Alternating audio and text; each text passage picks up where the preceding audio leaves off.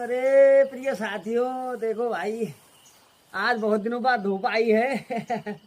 तो ये हम मक्का की फसल हुई थी और नए नए मक्के हैं, तो इनको दो चार धूप तो सुखा लिए हैं और सूखे हैं, लेकिन दो चार दिन बारिश हुई तो इसमें सीलन ना आई हो, इसलिए हम धूप में सुखा रहे हैं।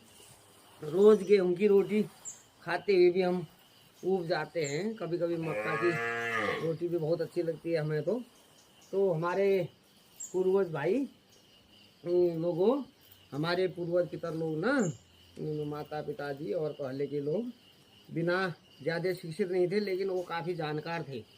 और ये मोटा अनाज स्वास्थ्य के लिए बहुत ही लाभदायक है।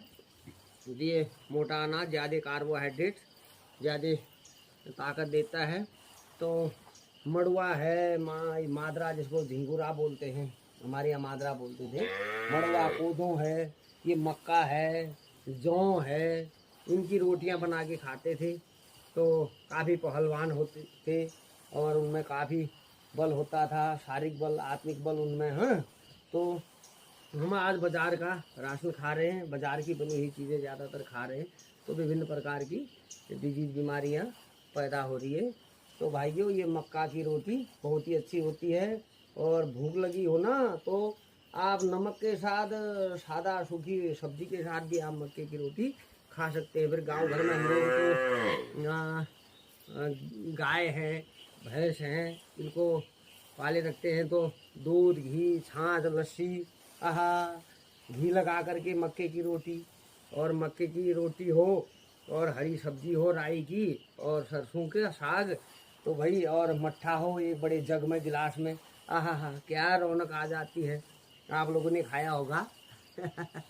तो भाई, ये हमारे गांव का जीवन है, बहुत सादगीपूर्ण। तो हम तो खुश रहते हैं भाइयों कि गांव का जीवन बहुत ही सुंदर है और सभी लोग अपने अपना मन लगाए रखिए। ज़िंदगी कितनी खूबसूरत है, बस जीने का ढंग आना चाहिए। ये मत समझना कि खूब ज़्यादा धन दौलत हमारे पास होगी तो हम तब खुश रह पाएंगे। अगर ऐसा ही होता तो भाइयों सभी लोग सुखी रहते, जो धनवान हैं। धन भी चाहिए ज़रूरत के मुताबिक। हाँ, तो हम तो कम में ही गुजारा कर लेते हैं।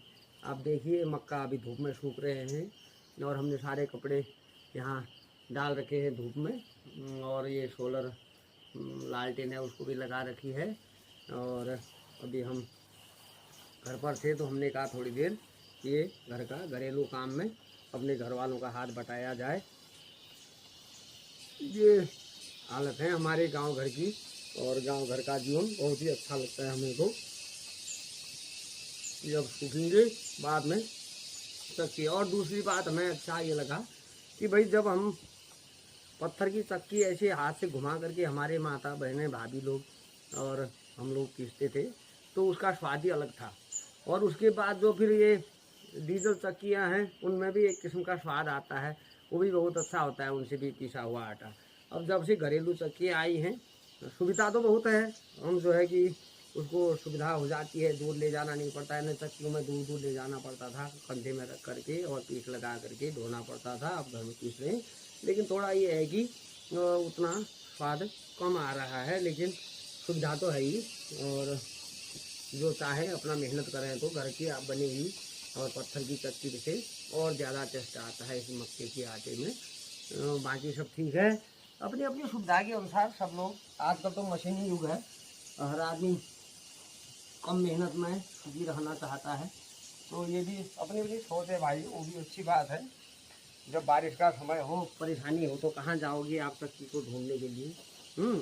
तो अगर घर के नज़दीक अगर डीजल इंजन वाली चक्की है तो उसका भी आटा बहुत ही अच्छा है। बहुत ही अच्छा तो तब था जब घर के अंदर चक्की हुआ करती थी और हमारे माताएं, भाभी लोग और हमारे घर के लोग जो है कि 4 बजे सुबह उठ करके ही जो है कि चक्की चलाने लग जाते थे।